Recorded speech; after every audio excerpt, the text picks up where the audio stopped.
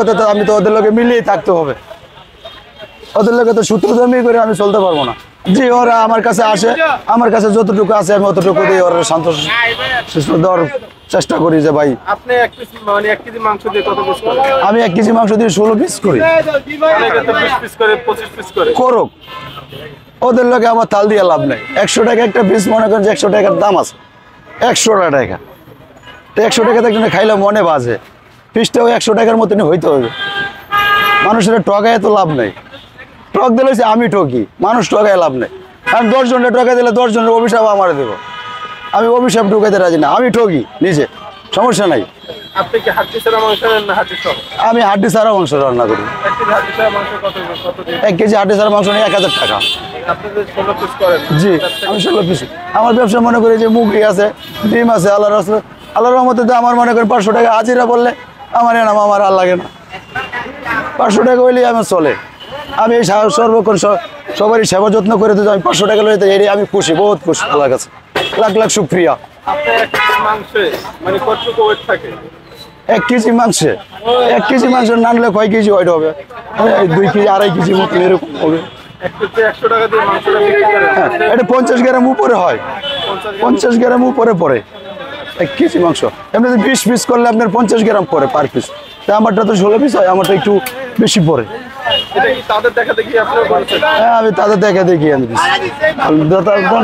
বলতে গেলে তাদের দেখা দেখি, কারণ এটা তো লুকা চাপার কোনো কিছু না, সবার সামনে প্রকাশে। ওরা যত 20 পিস করে, আপনি কেন 16 পিস করেন? আমি 16 পিস করি, আমার এনে ডিম আছে, মুরগি আছে, আমার ইয়া দিয়ে পুষে। আর 16 পিস করার তো 20 পিস করলে পিসটা একটু একবারে ছোটও না আর একবারে বড়ও না, আমি 4 পিস কম করি, সমস্যা নেই। এটা কি 4 পিস কম করেন কেন? কি ওদের কি মানে ইয়ে করার জন্য কি করেন? ওদের আমার কোনো কিছু করার না, আমার তো উপরওয়ালা করে তো আমি সন্তুষ্ট। আপনাদের তো আমি কারো বিরুদ্ধে কোনো কিছু না।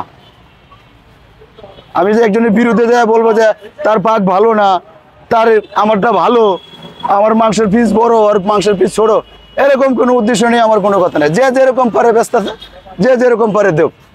আমার তো যতটুকু করলে আমি এতটুকু করবো, আমার এটাই। আপনার দোকানে খাবারের সিস্টেমটা কি টোকেন নিতে হয় আগে না, টোকেন আগে নিতে হয়, মিজান ভাইয়ের মতন আগে টোকেন নিতে হয় আমার এখানে। এই যে মিজানের দোকান ভাঙার পরে আজকে কি বিল বেশি কিনা? জি হ্যাঁ, আজকে বীর বেশি। কত টাকা সেল হয়েছে বা কত কেজি মাংস বিক্রি হয়েছে আজকে? আজকে আমি 15 কেজি মাংস অলরেডি পাক করছি, আর চাইল করছি হলো আপনার প্রায় 25 কেজির মতন। আপনার দোকান যেহেতু নতুন, আজকে বয়স প্রায় 4 দিন। মানে এখানে কয়বার নিয়ে খাওয়ার সিস্টেম আছে, মানে কতবার নিয়ে? এইখানে মনে করেন প্রথম তো আমরা দিয়ে দেই, তারপরে তার যতক্ষণ লাগে এতক্ষণ আনলিমিটেড ভাত। প্রথম হলে 1 পিস মাংস আর ভাত হলো আনলিমিটেড, পরের বার হলো আলু আর ঝোল পাবে, এটাও আনলিমিটেড? এটা আনলিমিটেড। এটা তো মানে একদম দেখা গেছে সেম ক্যাটাগরি। না, আমি তো দোকানদারি কথা তো আমি তো ওদের লোকে মিলিয়ে থাকতে হবে, ওদের লোকে তো সূত্র জমি করে আমি চলতে পারবো না, কারণ ওরাও আমার সূত্র না, আমি ওদের সূত্র না, সবাই ভাই ভাই। একজনের ডিএম দিয়ে মধ্যে আমি, এটা আমার দরকার নাই। এই যে আপনি গ্যাসের চুলায় রান্না করেন আর ওরা রাত্রির চুলায় রান্না করেন, জি জি, স্বাদটা মানে স্বাদ, যে একটা রাত্রির চুলায় আর গ্যাসের চুলায় স্বাদটা কি? ভাই লাকড়ির চুলায় একটু স্বাদ বেশি হয়, কিন্তু গ্যাসের চুলায় একটু স্বাদ কম হয়। কিন্তু গ্যাসের চুলার স্বাদ কম না, কিন্তু সবকিছু আইটেম যদি আপনি ঠিকঠাক মতন দিয়ে পাক করেন, আগুন লাকড়ি দিয়েও জ্বলে, গ্যাস দিয়েও জ্বলে, কিন্তু হাতের একটা যশ আছে, সবার হাতের যশ সমান না। কেউ রানলে খাইতে মন চায় না, আর কেউ রানলে মনে করেন হাত সাইডে খায়, এতটুকুই একটু পার্থক্য হয়। তো আমি লাকড়ি চুলা করবো, আমি আজকে রাত্রে লাকড়ি চুলা করবো।